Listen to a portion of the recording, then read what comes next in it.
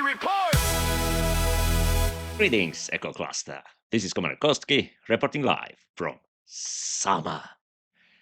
Oh yeah, it's summertime and I've been away a lot because I've been on the beach for hours in the shade under a tree because the suit gets pretty hot.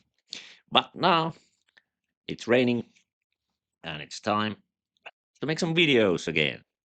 You see, it's summer also in planets. It's time for Summer League in planets.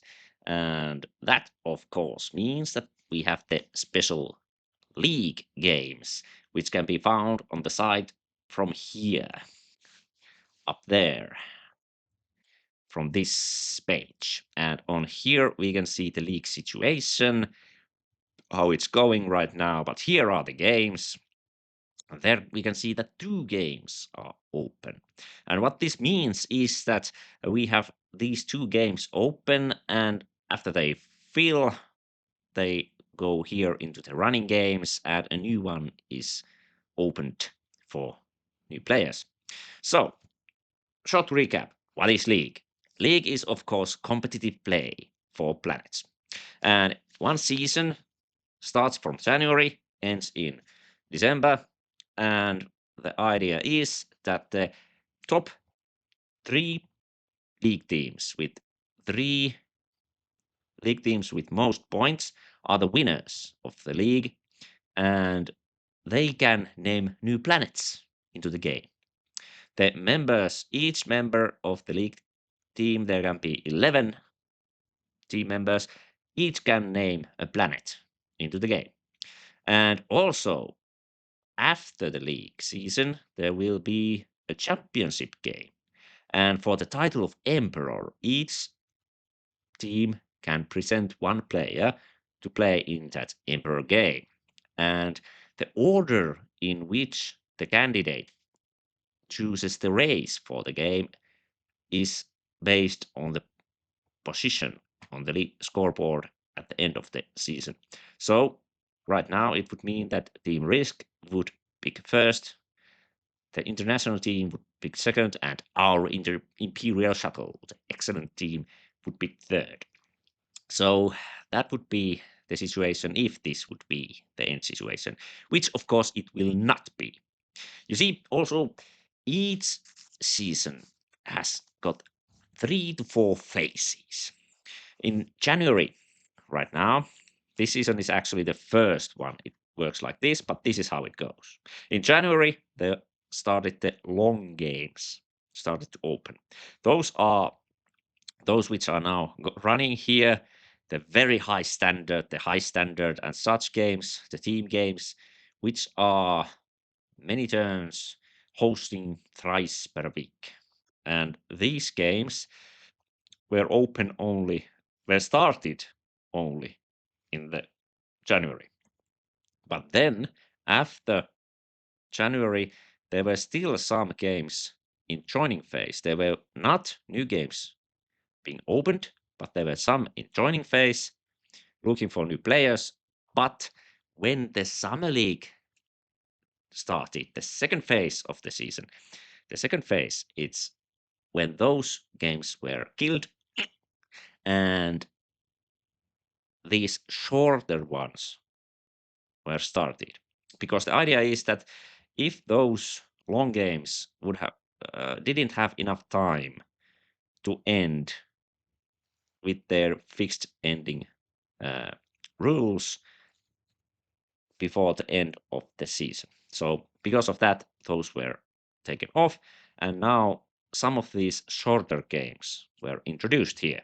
So what we have here are League Beginner Standard and League Standard, and this League Standard shows 9 open, but it's actually the second League Standard.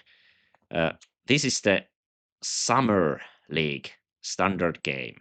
The standard game meaning standard map meaning smaller map with standard rules. And as it says here, the winner of this game can earn up to 15 points for the league team. The point is that this is counted as a long game. Of course, from the very high standard game, you could get a lot more points than from this one. And only the 3 best scored games are counted for each team for the long format games. Then it's different on top of that. Each team gets those beginner standard points, some, and this is an incentive for teams, league teams, to get some new players with low enough rank to be able to participate to league beginner games, because those players could get some extra points for the team. I think this is pretty savvy. This is pretty smart, and it's an excellent way for the top teams to try to get some new players into their teams, and also to teach them the ropes, you know, and train them so that they could be better players, so they could win this game and get some points for the team. But also, we are talking a lot about teams here, but for example, in this game that just started for this summer season, we have a couple of new teams, and such teams that, for example, this is Domlos, is in this evil brotherhood that actually has 2 members only, Domlos and Ulki, who were together as a who did some cooperation in the Mega Arena, and I think that after that, those 2 players decided after that experience that when the third phase of the season starts, when we start the actual Mega Arena Part 2, that is the league point version, uh, they are obviously aiming to be there again and together. And then there's fourth thing also in the season, and that would be the Blitz tournament, which means that there are short format games. There are Blitz games that has only very little planets and 2 players taking 1-on-1, mano a mano, fighting each other. And it's a tournament, so the players who win all their opposition in the tournament score points for their team. So that's how it would then go, and then the season would end. So we would have these long formats, which start in the first phase. The second phase is the summer league, which just means that the long format joining is ended for the long games, and just a few short games are started. And then is the big mega arena game, and then there's the blitz tournament. And after you calculate all those points together, then we can see how many, who will be the number 1 and number 2 and number 3 and so forth. And here actually you can see where this team gets its points right now. From these games, it gets these points, and as you can see here in league, very high standard game, Vader 666, with excellent player, is leading and is about to get whopping 28 points from that alone. And from a standard game, you could get 15 points if you win it. So it's, of course, these are the most important games and often extremely tough games. But anyways, those are extremely tough and challenging games. And that's why I love League, and I mostly play League now. The games are challenging. They are challenging. They are fun. I like challenge, and I think competitive play. I've really seen it in my games. You can check my history. That when I played these more casual games, I had these positions like 1 and 2 and everything like that. But then I started to play these league games. Then there's tougher situations. There's more dead and resigned and everything than anything else. Not so cool looking history anymore, but I don't mind because I'm having great time as I love challenge and I love challenging game, and thus I go there where there's competition. And so it's the league. Also in league, because of the how it works, there aren't that many. There aren't pre-game alliances. I haven't seen them happening. There has been since League since 2020, and I haven't faced pre-game alliances so far, or cheaters of any kind. Those multi-account players. It's because of the system. Those players. It's pretty much harder to try to execute that kind of stuff. So it's all about competition, and so I find it extremely fun. And also, doing stuff in team is, of course, excellent. We do, even though I hate Discord in other ways, we have a Discord uh, channel server for Imperial Shuttle, and there we have some excellent discussions and tactics and strategy ponderings of how to keep on playing. And I actually think that the downside of that is that the public feed is pretty empty now.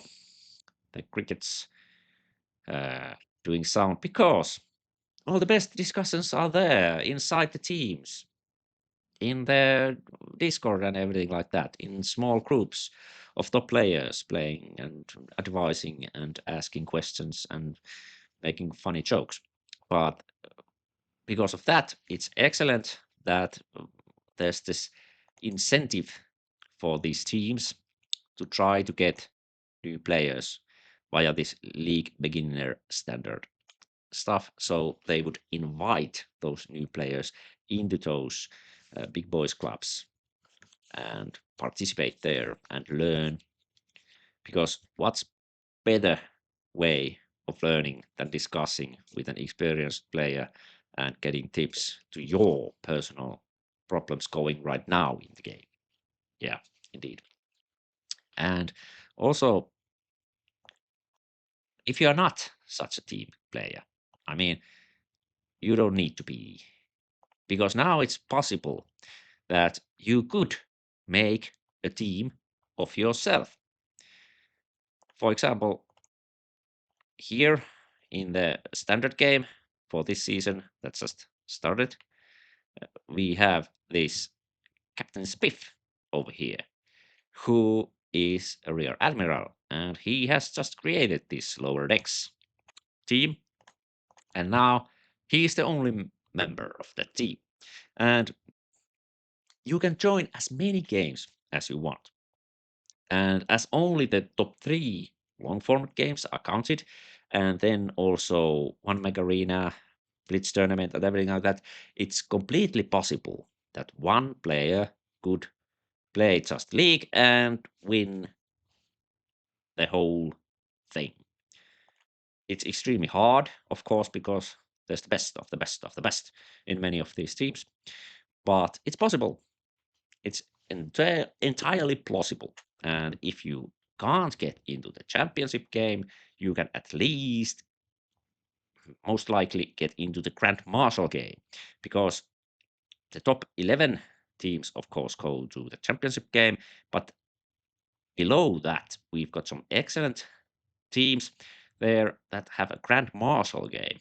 But it's actually that these uh, Grand Marshal games, I believe they are even fun because championship games are also often hard competition that burns out rather than gives you enjoyment. Okay, then this video's topic is not about Summer League or how the league is going or what's the league, but league team management.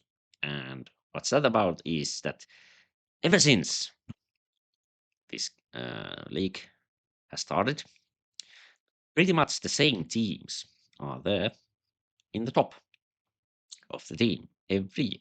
Every season has been so far, and I believe it will continue to be that way because it's due management. You see,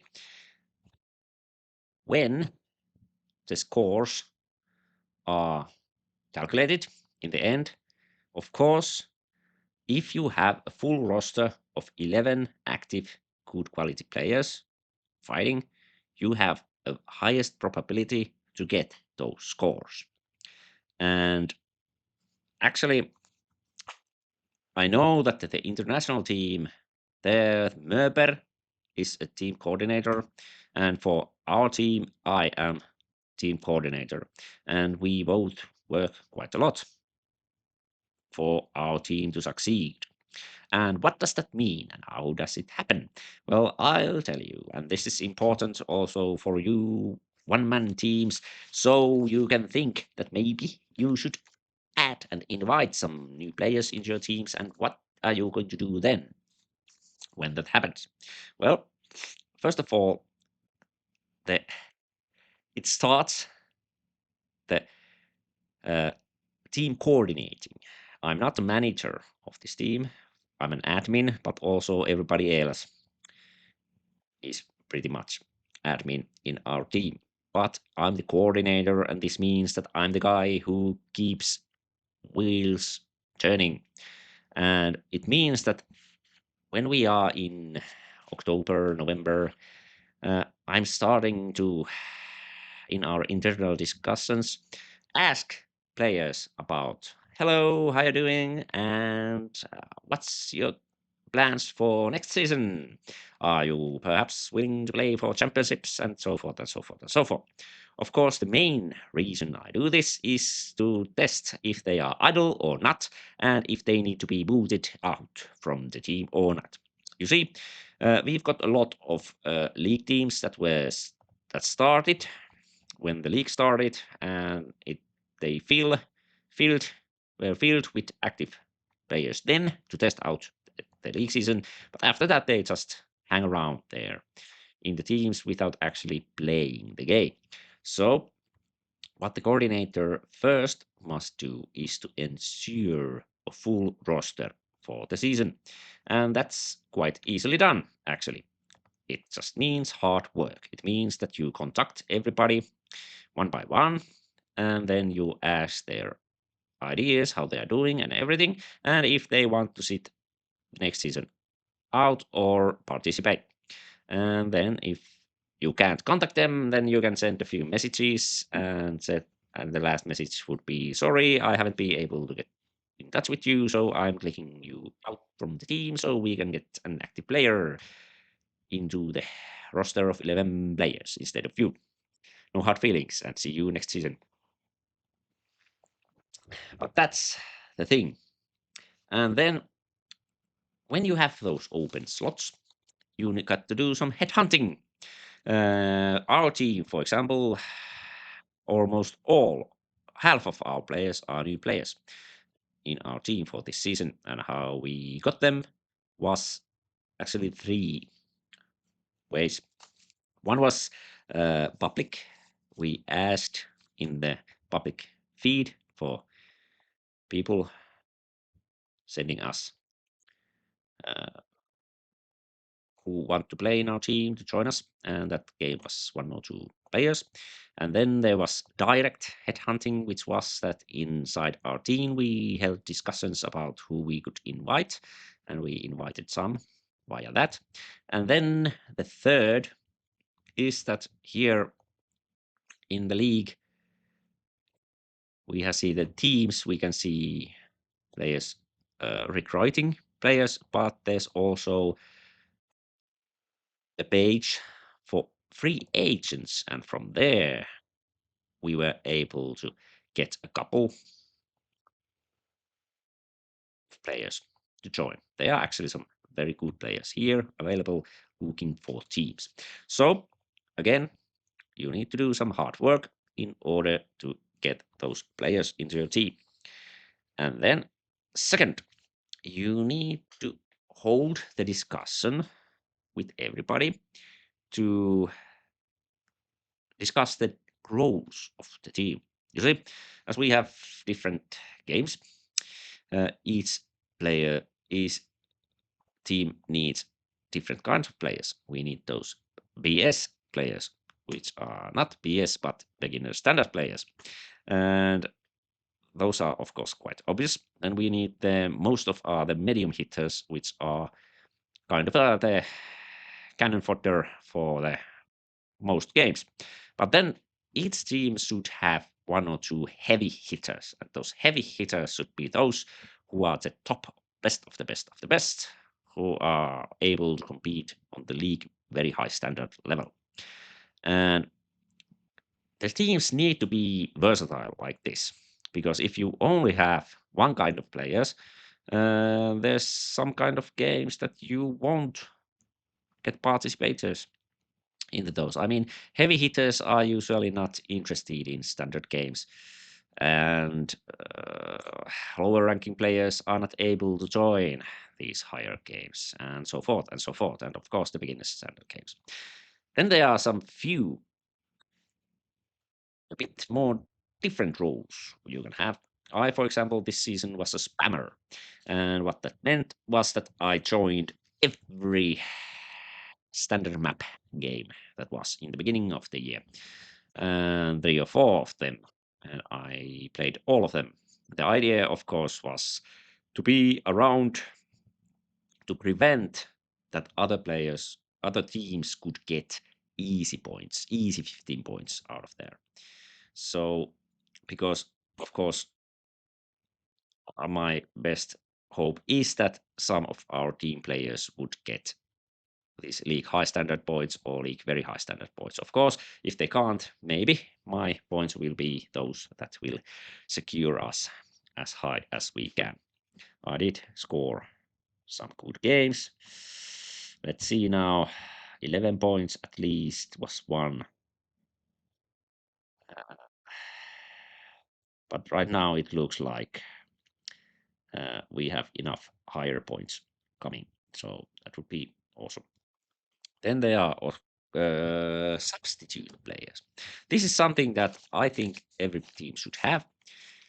One player who doesn't join the long games in the beginning of the season, but is ready to substitute any player if they have difficulties in their life and they can't play for a week or two or a bit longer or need to resign.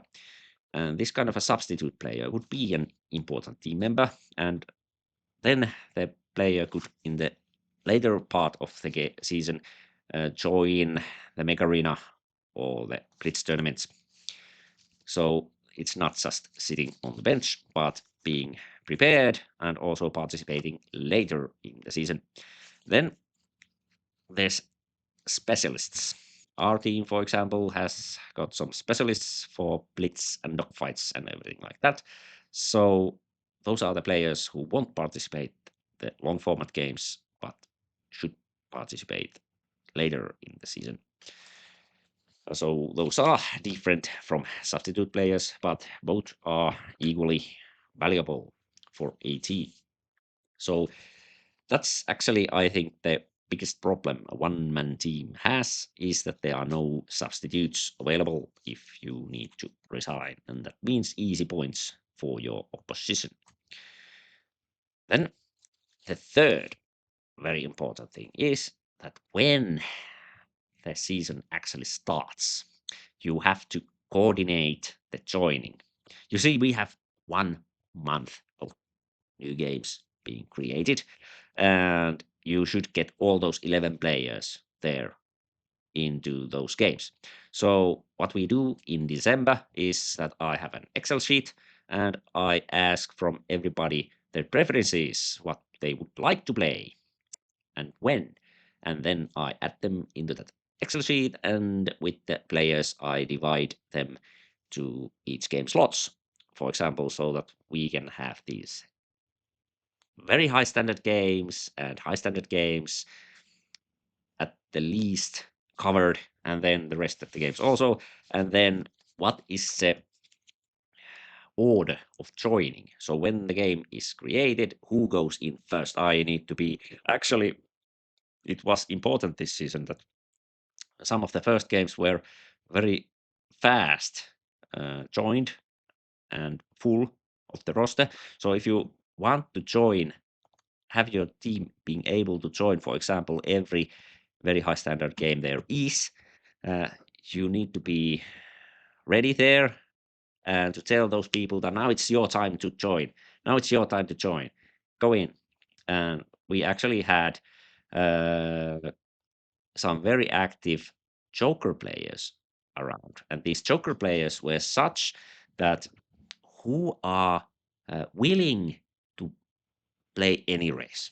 So this is the kind of a way that, because when you join a long game, it's a random race selection in most formats, not team games, but for example, very high standard, these others. It's a random choice. So what we did is that we made the pickiest guys who had only a few races they want to play. We made them to join first. And if they started the game and got a poor race for them, they resigned. And then a joker player or a more versatile player took his spot. And with this way, we were able to organize it so that everybody in the team got a race they fancy. So this is also good thing in a league and a thing that coordination is needed. But okay, those were the three things. One is you got to work for full roster and do some headhunting. A second is that you need to, in the team, assign roles and discuss with the team and who plays what and when. And then third, coordinate the joining of the game. Then there would be a fourth bonus. When the season is going, you should go through every player and how they are doing and everything like that. But sadly, I've been on the beach mostly and doing videos, so I hope they are doing fine. Ah, but this was the way how I do some team management. This was my presentation of league team management. And if you would like to comment it, I'd like you to contact me and we could do an interview together via Discord. And I can make a video out of that so everybody can participate it. So that would be an excellent thing. Also, what you can do, what would be excellent thing is you can buy me coffee. And also I have the possibility you can merchandise. You can buy some shirts from my store. There should be an advertisement there. I, of course, made this merchandise for myself because I wanted to have Planet Extravaganza stuff, and the cheapest way of doing that is to buy there's clothes that you designed for yourself, by yourself, from yourself. That's actually a cool tip for anyone doing anything, but you can pitch me ideas about what there should be, what you would like to get, and buy from there, and maybe we can put it there. What I'll be doing is that the Grand Marshal game seems to be ending the Valles conflict, and as it ends, I'll be most probably doing a recap of this game. I want to go through how it went, analyze the game, and make a video out of that. Also, I will be playing some planets. I'm in the championship game right now, as I had to substitute our Emperor KGN, and I have my own high standard game going there also. So this is my planets, and I'm happy with this. Maybe I'll start a classic game in the end of the year. That would be awesome, and play that for a few years plus a league game. That would be excellent idea. But now, this was this. Now you can go join a league team or manage your league team and kick out those idle players and headhunt some new players there, or create your own team. That would be awesome. Also, to get some fresh blood there, because it's just fun to play in the league game format. League games are a lot better for, I think, than the casual games. It's much more fun when there's bloody competition going on. So, go now, and you do that voodoo that you do so well. Sayonara. Planet extravaganza, Commander Koski report. Commander Koski reports.